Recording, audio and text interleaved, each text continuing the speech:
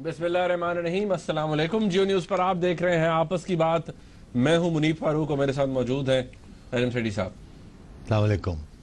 आज के इस प्रोग्राम में सबसे पहले बात होगी इसी हफ्ते पहली समात की जुडिशल कमीशन ने जो कि तश्कील दिया गया है मुबैना धांधली जो कि 2013 के इलेक्शंस में हुई उसके ऊपर तहकीकात करने के लिए।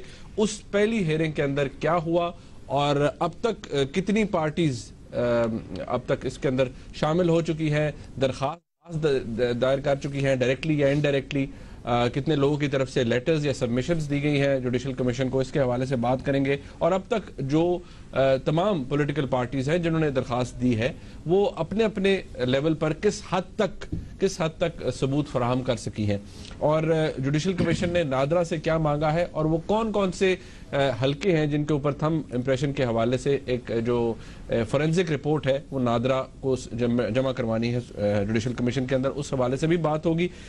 आगे चल के हम पाकिस्तान की फॉरेन पॉलिसी के हवाले से बात करेंगे, खास तौर पर वो पॉलिसी स्टेटमेंट जो कि दिया प्राइम मिनिस्टर नवाज शरीफ साहब ने यमन के अंदर जो तनाज़ा है उसके ऊपर सऊदी अरब की डिमांड के हवाले से। और उसके बाद हमने देखा कि शहबाज शरीफ साहब को भी जाना पड़ा। उस मीटिंग के अंदर क्या हुआ, क्या ज़रूरत थी, शहबाज शरीफ साहब को क्या ज़रूरत पड़ी जाने की, उस हवाले से भी बात होगी।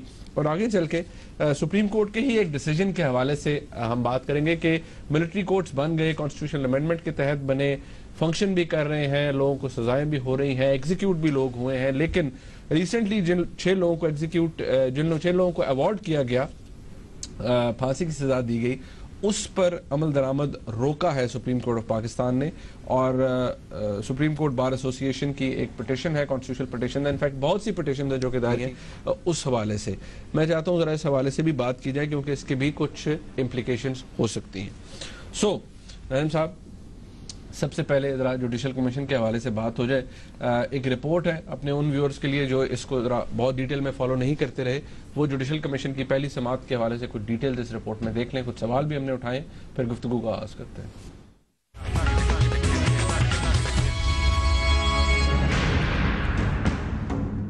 गुज़िश्ता इंतखाबात में मुबैना धांधली की तहकीकात के लिए कायम जुडिशल कमीशन ने अपनी पहली खुली समात में नादरा हुक्काम को 3 दिन में कौमी असेंबली के 37 हलकों में अंगूठों के निशानात के हवाले से जायजा रिपोर्ट पेश करने का हुक्म दिया है, जबकि तमाम सियासी जमातों को धांधली के सबूत जमा करवाने के लिए 1 हफ्ते की मजीद मोहलत भी दे दी है। दूसरी तरफ कमीशन के चेयरमैन जनाब जस्टिस नासरुल मुल्क का ये भी कहना था कि जिन लोगों पर इल्जाम लगाया गया उनका मौक़िफ़ सुनना भी लाजमी है। पाकिस्तान तहरीक इंसाफ के चेयरमैन जनाब इमरान खान साहब का कहना है कि कमीशन का नतीजा कबूल करेंगे। साथ ही उन्होंने 2015 को इंतखाबात का साल भी करार दे दिया।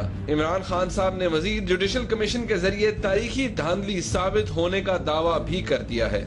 अब सवाल यह है कि क्या अब तक जमा होने वाले सबूत क्या 2013 के इंतखाबात पर लगने वाले इल्जामात की अक्कासी करते हैं?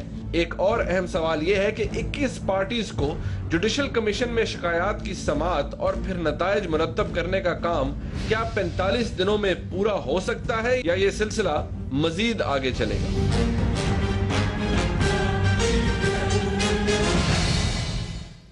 जुडिशल कमीशन के अंदर पहली समात इसी हफ्ते हुई।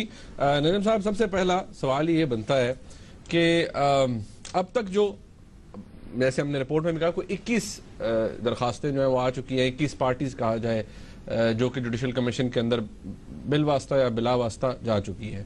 सबमिशंस भी चली गई हैं। सबसे पहले आपने खत लिखा, इफ्तिखार चौधरी साहब के बारे में भी कहा जाता है, उन्होंने भी खत लिखा है। उसके बाद अब तक जो पहली समात में जो कोई एविडेंस आया है वो किस लेवल का है? मतलब क्या उससे कुछ मुतय्यन होता है, कोई परसेंटेज हम निकाल पाए हैं कि जी कितनी एविडेंस अभी तक कितने हलकों के हवाले से, कितनी कॉन्स्टिट्यूएंसीज के हवाले से जुडिशल कमीशन के सामने आई है? देखिए, अब तक जो बात चल रही है वो तो अभी भी सीटों की बात चल रही है। वो जो साजिश के बारे में जो बात कही गई, जिसका ताल्लुक दूसरी और तीसरी शिक के बारे में कि कोई सिस्टमेटिकली डिज़ाइन तरीके के साथ कुछ हुआ या नहीं, उसकी तरफ तो कोई जा ही नहीं रहा। इस वक्त तो सिर्फ ये बात हो रही है, ये सियासी जमातें सब कह रही हैं जी कि हम एविडेंस लाएंगे कहाँ किस किस कंस्टिट्यूंसी के अंदर कोई धांधली हुई या नहीं हुई। अब ये सारी वही पिटिशंस की का डेटा है जो कि पहले ये फाइल कर चुकी हैं। आपको पता है हमने इसके ऊपर पहले भी तबसरा किया है। गालिबन सूरत हाल ये है कि अगर नेशनल असेंबली की 100 सीटें हैं तो सिर्फ 5% ऐसी हैं जिसके ऊपर किसी न किसी जमात को एतराज़ है। 95% जो इलेक्शन हुई है उसके ऊपर किसी को एतराज़ ही नहीं है, किसी सीट पे नहीं। ये तो पहली बात है कि सिर्फ 5% सीटों के ऊपर कंटेंशन है कि जी नहीं यहाँ ये हुआ, यहाँ ये हुआ। उसमें से पीटीआई ने 44 सीटों के ऊपर सवाल खड़ा किया है, जिसमें से दोनों provincial assembly and national assembly, मतलब ये टोटल मिला के यानी कि चारों सूबाई असेंबलियां मिला के समेत नेशनल असेंबली के, और सिर्फ 44 कंस्टिट्यूंसीज, जिसमें से 35 नेशनल असेंबली की हैं और 11 सूबाई असेंबलियों की हैं। दिलचस्प बात यह है कि जिस पे सबसे ज्यादा शोर पड़ा हुआ है कि पंजाब में धांधली हुई, पंजाब में कुछ, पंजाब सबसे बड़ा, नून लीग ने की, क्योंकि नून लीग का सारा जो 90% या 80% या सब जितना भी है मेजॉरिटी वोट तो पंजाब से मिला। दिलचस्प बात यह है कि इवन पीटीआई ने पंजाब के अंदर सिर्फ 15 सीटों के ऊपर एतराज किया, सिर्फ 15 सीटों के ऊपर एतराज किया। तो पहले तो ये है कि शोर बहुत ज्यादा है, और जो एविडेंस लाई जा रही है, जिसको भी देखना है कि उसमें जान है भी या नहीं, ये कंप्लेंट लाया जा रहा है, वो सिर्फ पंजाब की 15 सीटें और सारे पाकिस्तान की मिला के, और मैं पीटीआई की बात कर रहा हूँ, 44 सीट्स। तो पहले तो ये है कि दिस इज एक्स्ट्राऑर्डिनरी कि शोर इतना पड़ा हुआ है। जुडिशल कमीशन भी बन गई, 273 डायरेक्ट हल्के हैं एनए के अंदर, उसमें से सिर्फ 15 जो है पंजाब के ऊपर पीटीआई को एतराज है, जहां से मियां साहब को वो कहते हैं कि अच्छा, और उसमें 272 में से, अच्छा, इसका मतलब है 200 से ज्यादा नेशनल असेंबली की कंस्टिट्यूंसीज ऐसी हैं जिसके ऊपर एतराज ही नहीं, किसी को नहीं।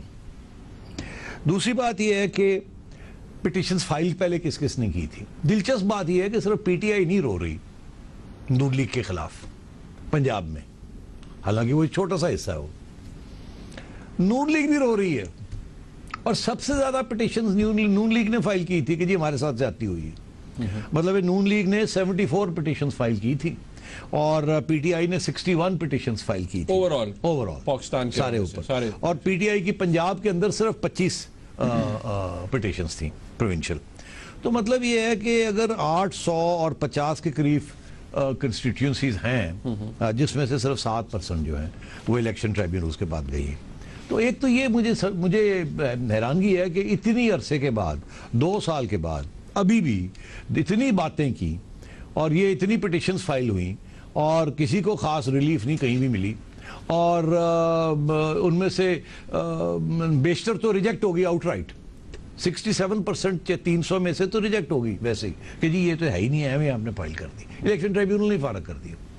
तो अर्ज ये है कि इससे ज्यादा अभी कोई बात ना उन्होंने किसी ने की है और ना ही इलेक्शन जुडिशल कमीशन के पास इस वक्त तक। अब पीटीआई कहती है कि उन्हें 1 हफ्ता और जरूर दरकार है कोई एविडेंस लाने के लिए। मेरा सवाल यहाँ ये है कि एक पार्टी पाकिस्तान तहरीक इंसाफ, जिन्होंने एक बड़ी, चले जो भी कहूँ अच्छा या बुरा जैसा भी बना, जो भी टर्म ऑफ रेफरेंस थे, पीटीआई की एक तहरीक थी और at the end of the day जैसा भी बना एक जुडिशल कमीशन बना, वो कैसे कहते हैं ना, वो बिल्कुल फ्रंट रनर्स थे इसके अंदर। वो पार्टी जो कि बाकी पार्टियों को लेकर गई इस जुडिशल कमीशन के अंदर 21 में से 20 को, आज वो खुद कह रही है कि 1 हफ्ता में और दें और उनका अभी भी कहना है कि हमारे पास ट्रक लोड है एविडेंस, यानी कि बेशुमार है। तो अभी 1 हफ्ता और चाहिए। अच्छा, 1 हफ्ते में क्या वो इकट्ठा कर लेंगे? मेरा ख्याल है वो सिर्फ पीरजादा साहब को चाहिए अपने आर्ग्यूमेंट्स तैयार करने के लिए, क्योंकि मेरा ख्याल है यहाँ इस प्लेटफॉर्म के ऊपर एविडेंस तो खास प्रेजेंट नहीं होनी, क्योंकि है ही नहीं। This is my view. और यहाँ बातें होनी है, इल्ज़ाम और लगने हैं और धंधना के वहाँ स्पीचेस होनी है और जज हज़रात सुनेंगे और फिर यही सवाल खड़ा होगा कि एविडेंस कहाँ है, एविडेंस कहाँ है, एविडेंस कहाँ है।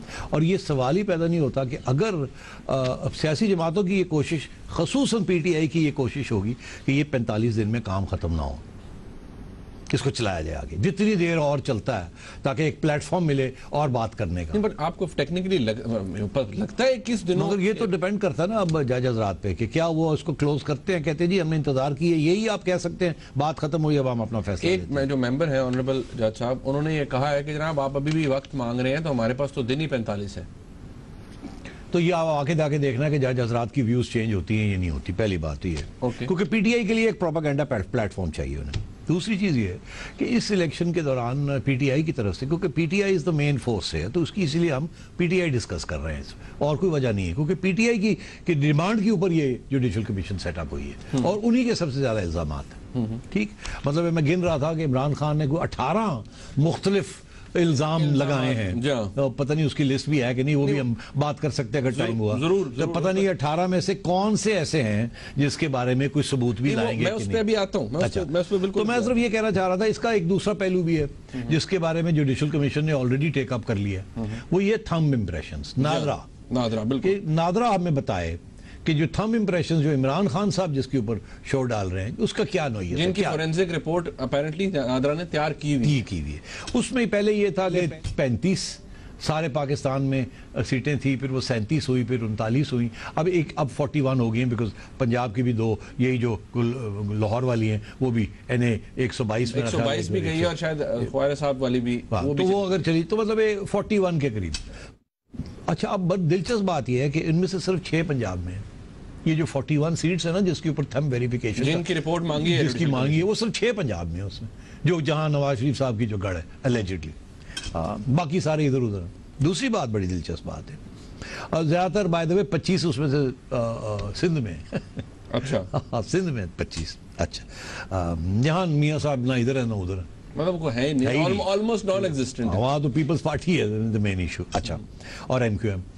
आगे आइए कि 41 सीट्स हैं, इसमें से 24 सीटें ऐसी हैं जिसके ऊपर नादरा ने ऑलरेडी एक ओपिनियन दे दिया है, जो कि अखबारों में छप चुका है, जिसमें उन्होंने ये कहा है कि इसमें जो थंब इम्प्रेशंस का जो गड़बड़ हो रही है वो 60% वो वेरीफाइबल ही नहीं है। अच्छा, कि 60% सीट्स आउट ऑफ 41 उसमें थंब इम्प्रेशंस ना, कुछ समझ नहीं आती कि ये सही हुआ है गलत हुआ है, वो पढ़े नहीं जा रहे।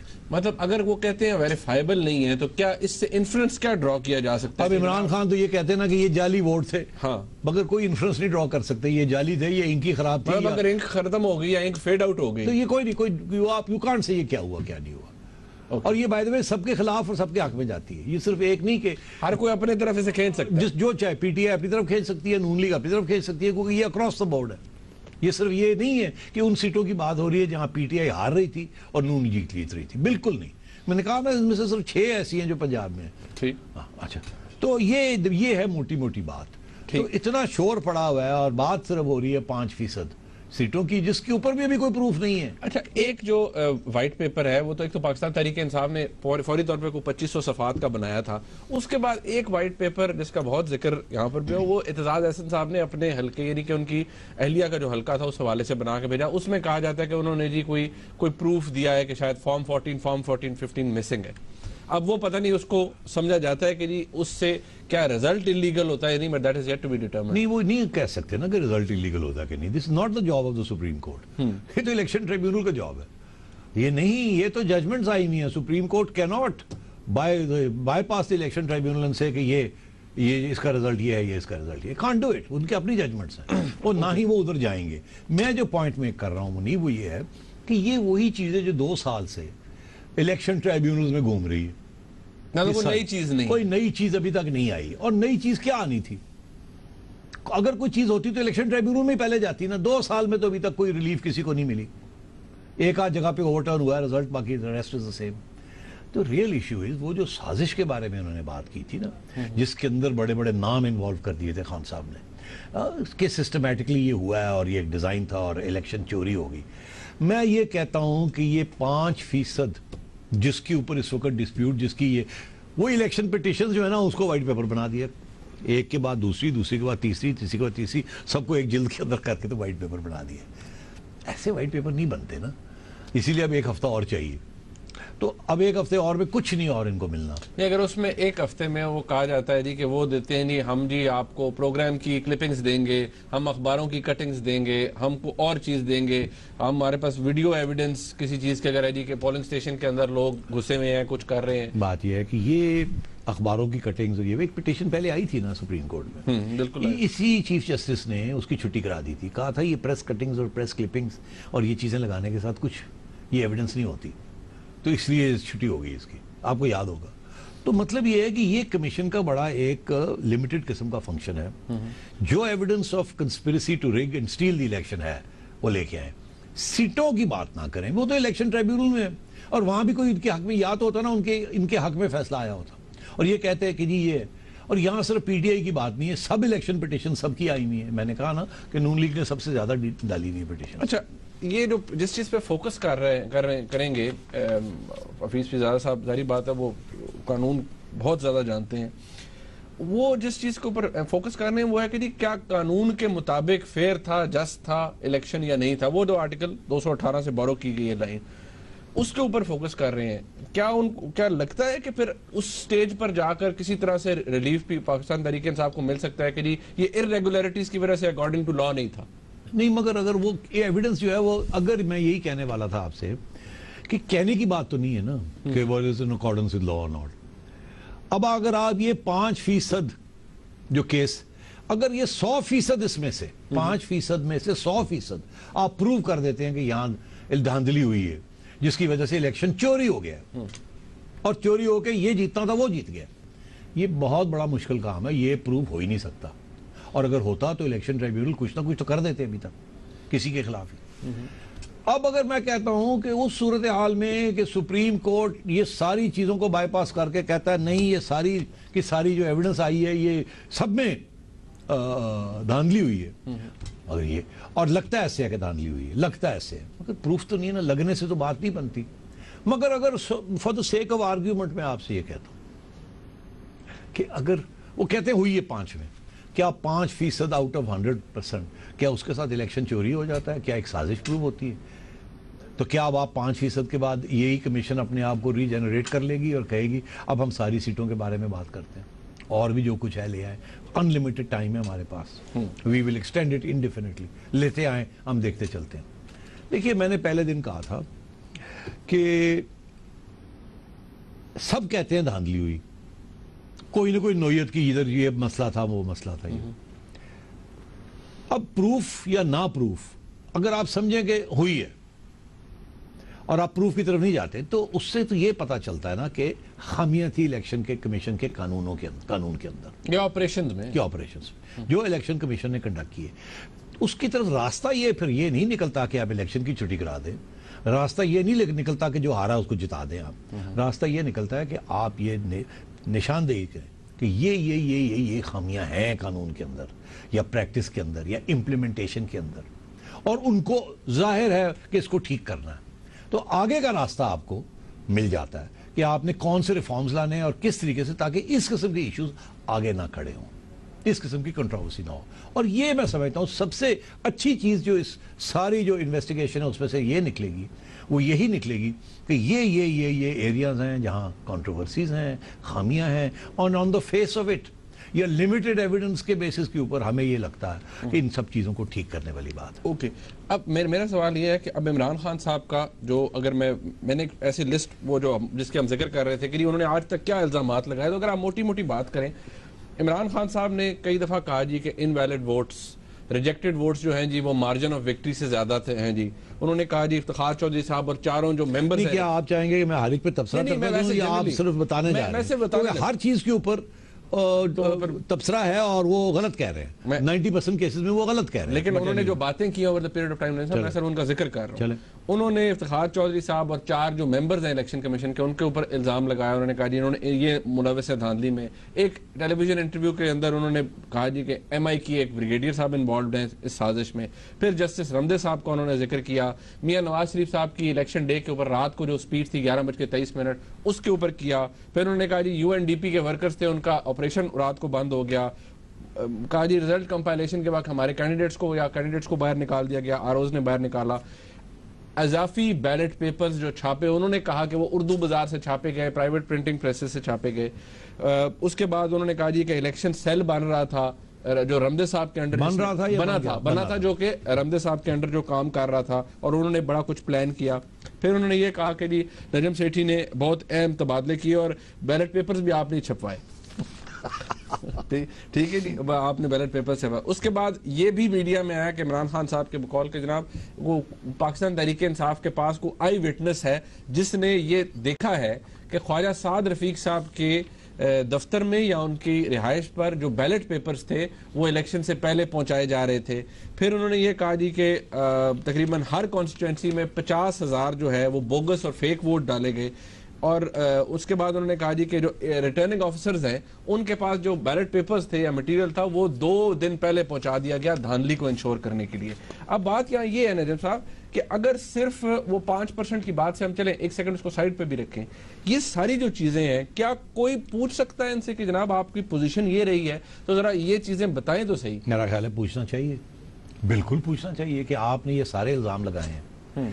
आज हमारे टीवी प्रोग्राम से उठा लें आप, जज हजरात को चाहिए कि ये 18 प्रोग्राम मुनीफ फारूक ने लिस्ट किए अपने प्रोग्राम के अंदर, ये 18 पॉइंट्स जो आपने इल्जाम लगाए हैं। चलिए आइए खान साहब इसी से शुरू करते हैं, एक एक करके जो एविडेंस है आप ले आए हमारे पास। हाँ, खत्म करते हैं बात को। ये इतनी बड़ी वसी चार्जशीट है तो यहीं से खत्म करते हैं। छोड़े ये सीटों में क्या हुआ वहां हुआ, वो तो 5% नाइदर है नो देर। चले ये प्रूव कर दें, ले आए कर्नल साहब हैं MI के, ले आए सिटी है, ब्रिगेडियर साहब हैं, फलाना है टिंगड़ा है, और ले आओ जो कुछ है जी। इवन नजम साहब चौधरी शुजात हुसैन साहब ने जनरल कियानी साहब का भी जिक्र किया। और खैर वो तो चौधरी साहब ने किया, चौधरी साहब ने किया, चौधरी साहब ने किया। तो फिर चौधरी साहब को भी कहीं आए ले आए जो कि है कियानी के खिलाफ। हाँ, मतलब जिन लोगों ने इल्जाम लगाए हैं उन्हें बुलाया जाए और कहा जाए लाइए प्रूफ कीजिए यहाँ, नहीं तो कर जाओ।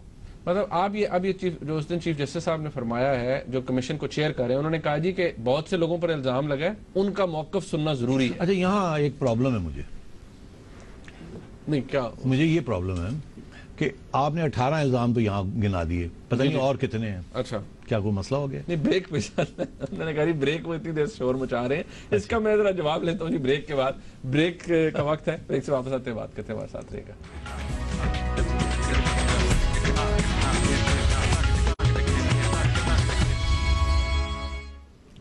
ब्रेक से पहले बात हो रही थी पहली समाअत की जो जुडिशल कमीशन के अंदर हुई और पाकिस्तान तहरीक इंसाफ ने आज तक हमने कोशिश की है, मैं एक दफा फिर क्लियर कर दूं कि ये वो इल्जामात हैं जो इमरान खान साहब over the period of time पिछले 1.5 साल के अंदर, पौने 2 साल में लगाते रहे हैं। इससे ज्यादा भी हो सकते हैं, लेकिन अब तक मैं तकरीबन को 17-18 के करीब इल्जामात को हम रिसर्च उसकी कर पाए हैं। मजीद जो होंगी हम इसमें इस लाइन में ऐड करते जाएंगे इस लिस्ट के अंदर। रहमान साहब अब एक बात जो ब्रेक से पहले मैंने की कि चीफ जस्टिस साहब ने कहा जी कि उन लोगों का मौकफ सुनना जरूरी है। ये बात बड़ी फेयर बात है उन्होंने की कि आप कंडेम्ड अनहर्ड नहीं करेंगे। भाई बिल्कुल कंडेम तो खैर सवाल ही पैदा नहीं होता, एविडेंस के बगैर कैसे कंडेम हो सकता है। अगर एविडेंस को लेके आते हैं और चीफ जस्टिस साहब कहते हैं इस एविडेंस में जान है तो फिर बुलाया जाए क्रॉस एग्जामिनेशन के, नहीं तो अदरवाइज तो लिस्ट ही खत्म नहीं होगी, इल्जाम आते जाएंगे, आप बुलाते जाएंगे, वो आगे एक लाइन स्टेटमेंट देंगे कि सब झूठ है, कोई एविडेंस है तो बताएं। इससे ज्यादा क्या पूछेंगे? मैंने जो खत लिखा है मैंने तो ये कहा, ये नहीं कहा कि जी मुझे बुलाया जाए, मैंने ये कहा है कि इनसे पूछा जाए, इन पे इन्होंने मेरे ऊपर ये इल्जाम लगाए, इनको बुलाया जाए और इनको कहा जाए कि ये प्रूव करें, और अगर वो प्रूफ देते हैं और आपका ख्याल ये है कि प्रूफ के अंदर जान है तो फिर मुझे बुलाएं, मैं आपका जवाब देता हूं।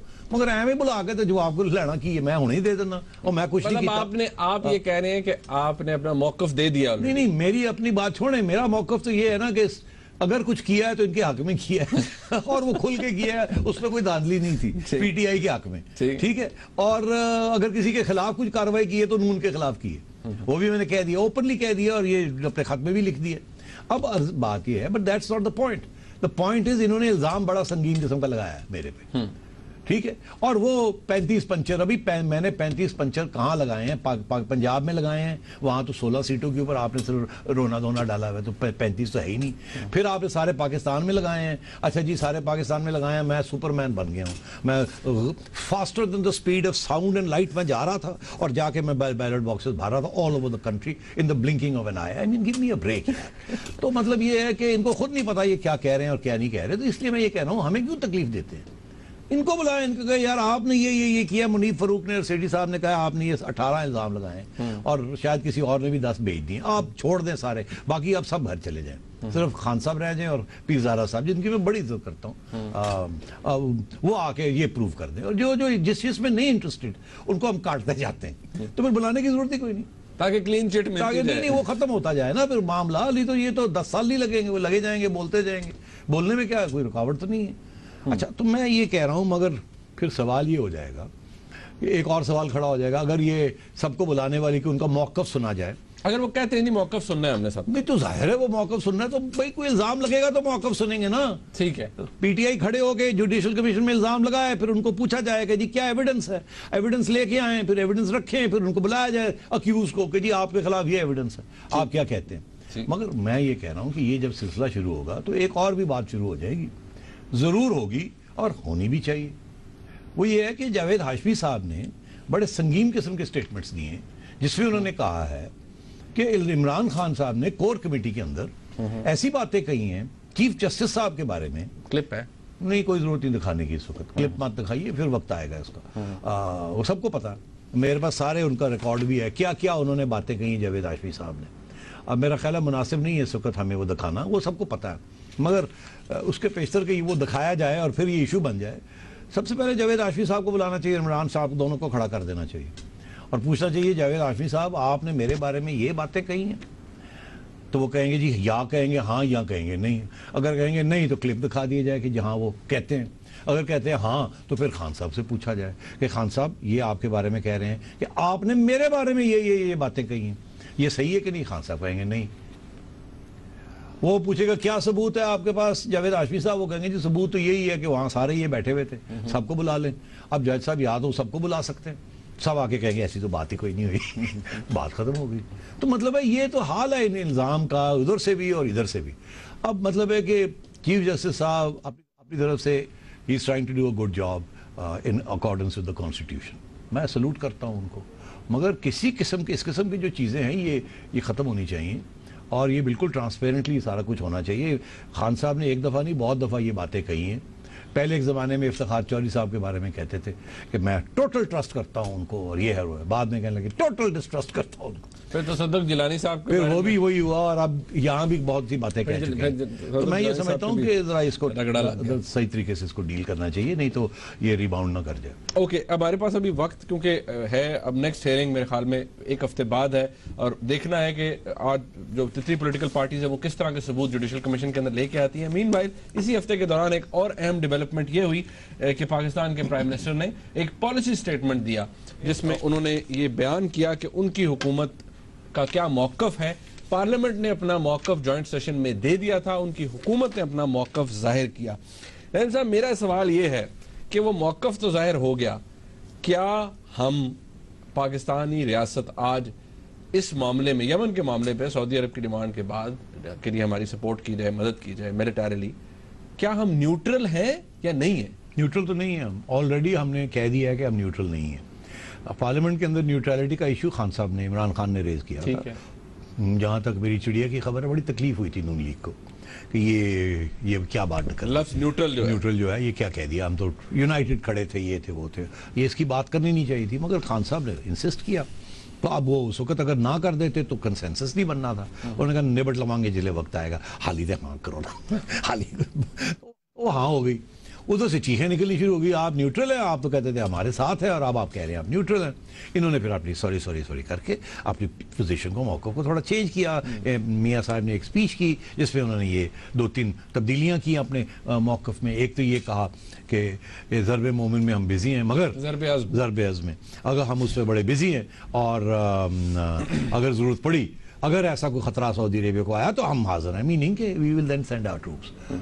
अदरवाइज ज़रब का जिक्र करने की क्या ज़रूरत है, और ट्रूप्स की बात थी ना, पहली बात। दूसरी बात उन्होंने ये कहा कि ये न्यूट्रलिटी वाली बात नहीं की, उन्होंने कहा कि ये जो हुतीज़ हैं ये इलिजिटिमेट वॉर कर रहे हैं, नाजायज़ गैर कानूनी, और वो जो हुकूमत है जिसको निकाला गया वहाँ से वो इलिजिटिमेट कानूनी हुकूमत थी, उसको वापस रिस्टोर करना चाहिए।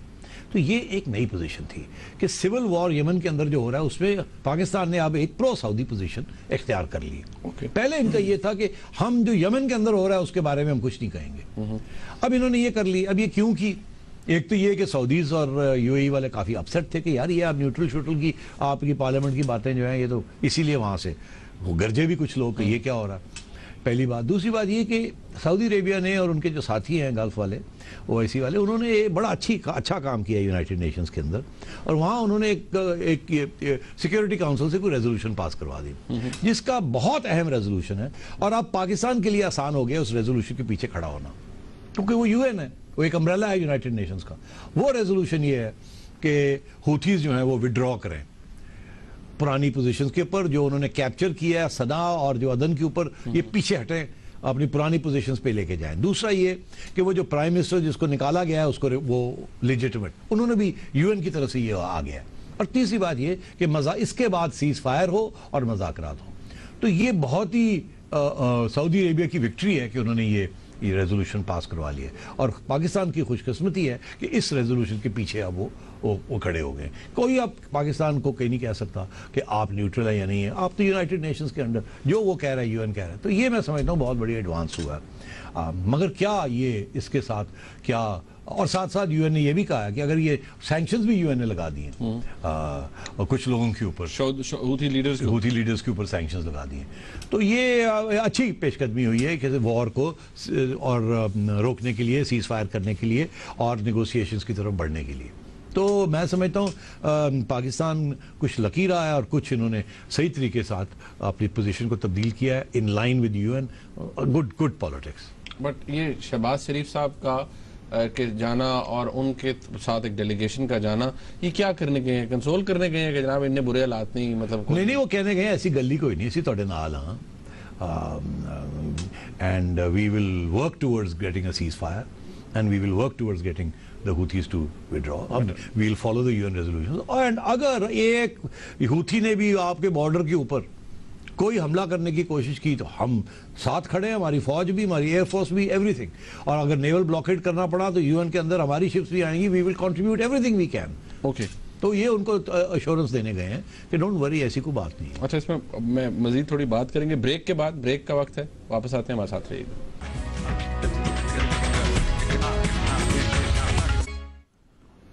एक दफ़ा फिर आपको खुशामदीद कहते हैं। साहब बात ये है, अब यहाँ सवाल ये भी आता है कि जो हमने पाकिस्तान ने इस वक्त फॉर्मुलेशन की है, ये हमारी पोजीशन तो वो ना रही जो पार्लियामेंट ने बताई थी। हमारी जो सेंस है वो मुख्तलिफ होगी, गवर्नमेंट की पोजीशन मुख्तलिफ होगी। डोमेस्टिक प्रेशर पाकिस्तान की हुकूमत के ऊपर पड़ेगा, पार्लियामेंट में शोर वगैरह पड़ेगा, या ठीक है वी आर डूइंग ऑलराइट? मेरा नहीं ख्याल पार्लियामेंट में ज़्यादा शोर पड़ेगा।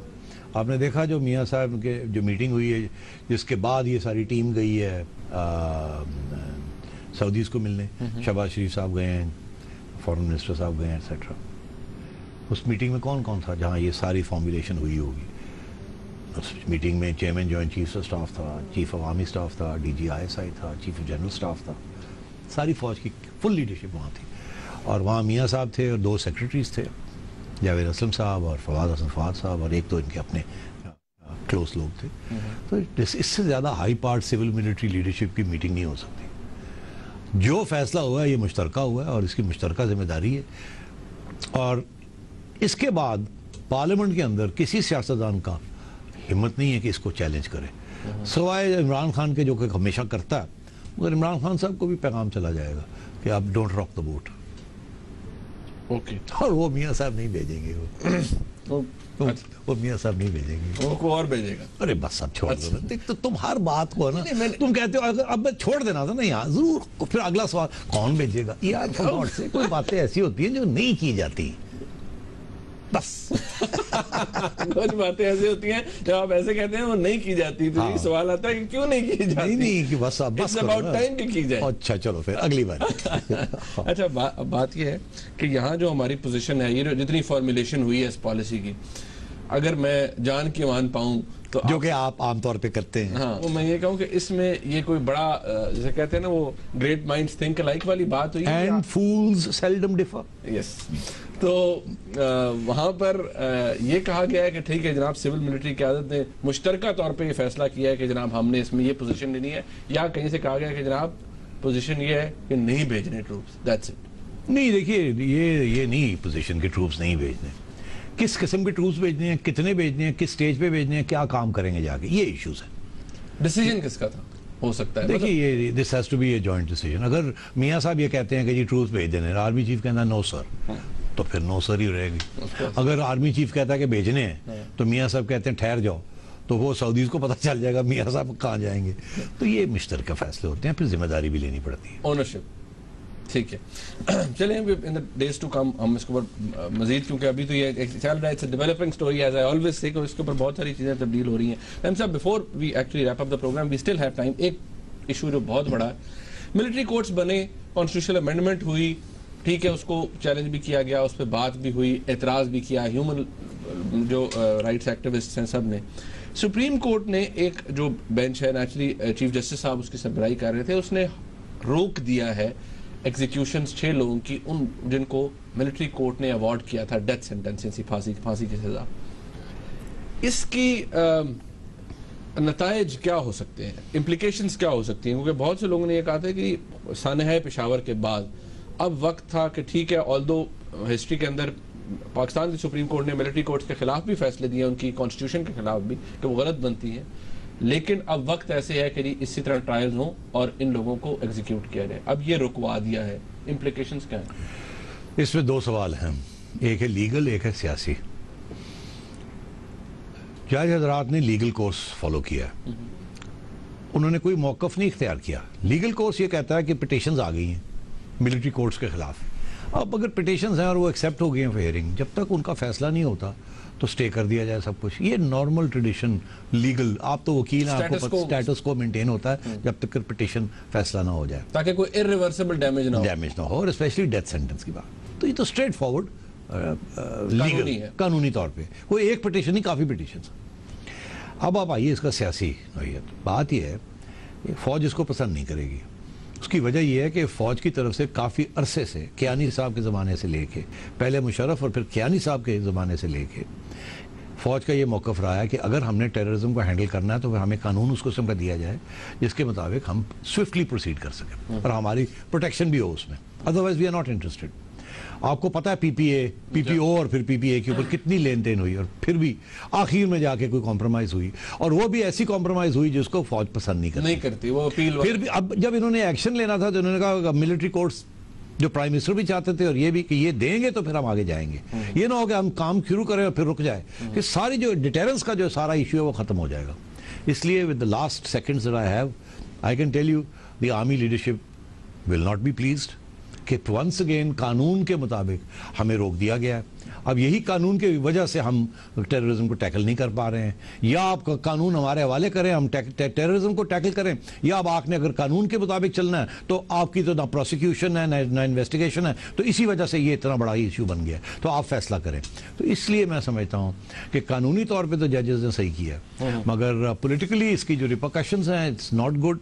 ये आपको याद होगा कि इफ्तिखार चौधरी साहब की एक वक्त में भी बड़ी टेंशन्स थी विद द मिलिट्री एस्टैब्लिशमेंट। अब अंडर द न्यू जस्टिसेस ये टेंशन्स बढ़ सकती हैं। This is not good. Military की tensions with judiciary and with government नहीं होनी चाहिए, एंड वाइसी वर्सा, और इनको मीडिएट करना चाहिए। अब स्टे ऑर्डर हो गया ना, मैं अगर होता शुक्र है मैं नहीं हूँ, जल्दी जल्दी पिटिशंस को रिजॉल्व किया जाता, ये नहीं कि अब इसको 6 महीने, otherwise the military will get upset and the सारी motivation of doing what they are doing will be lost. Okay, वक्त खत्म हो गया। आज के प्रोग्राम का फीडबैक हमें जरूर दीजिएगा। देखने का बहुत शुक्रिया। खुदा हाफिज।